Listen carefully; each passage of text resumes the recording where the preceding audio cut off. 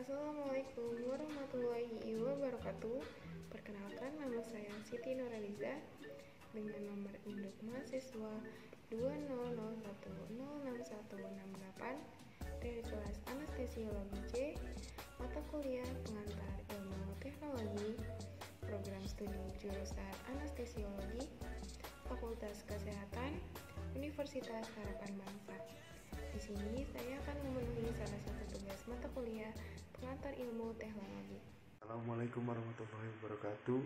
Nama saya Muhammad Fauzan Abdallah dengan nama mahasiswa 2001060887 dari Prodi D4 Anestesiologi kelas C Universitas Harapan Bangsa. Di sini saya akan memberikan dan mempersembahkan tugas dari pengantar teknologi informasi.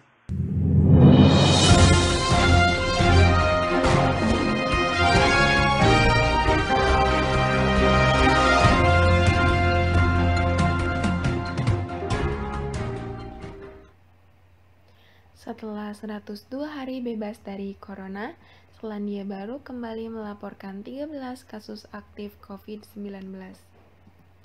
Sehingga total kasus yang ditemukan menjadi 36.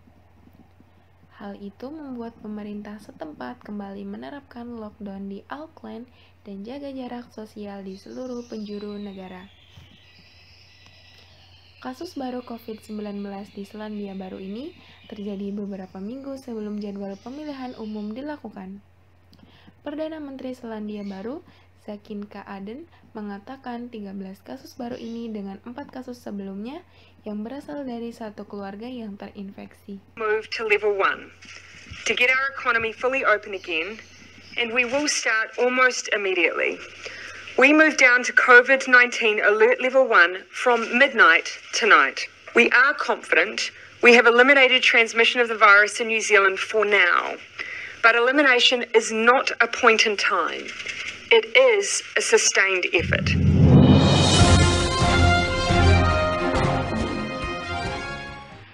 Jejak virus corona ditemukan pada frozen food. Jejak virus corona ditemukan pada sampel sayap ayam beku atau frozen food yang diimpor ke Shenzhen, China dari Brazil. Pemerintah setempat mengumumkan hal ini pada Kamis 13 Agustus 2020. Selain memeriksa semua tempat daging dan makanan laut yang masuk ke pelabuhan utama dalam beberapa bulan terakhir, China juga menyetop beberapa impor daging dari berbagai negara, termasuk Brazil, sejak pertengahan Juni. Li Fengqin, kepala laboratorium mikrobiologi di China National Center of Food Safety Risk Assessment, mengatakan kepada wartawan pada bulan Juni bahwa makanan yang terkontaminasi dan dimasukkan ke dalam penyimpanan dingin dapat menjadi sumber penularan.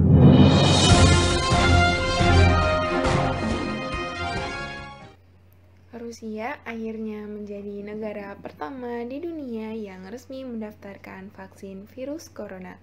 Pihak Kementerian Kesehatan Rusia pun telah menyetujui vaksin bernama Sputnik V agar bisa digunakan untuk umum.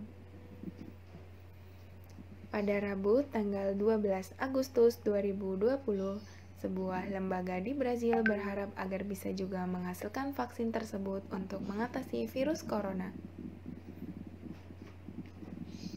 Selain Brazil, Filipina juga berencana untuk mulai uji klinis vaksin tersebut pada Oktober mendatang.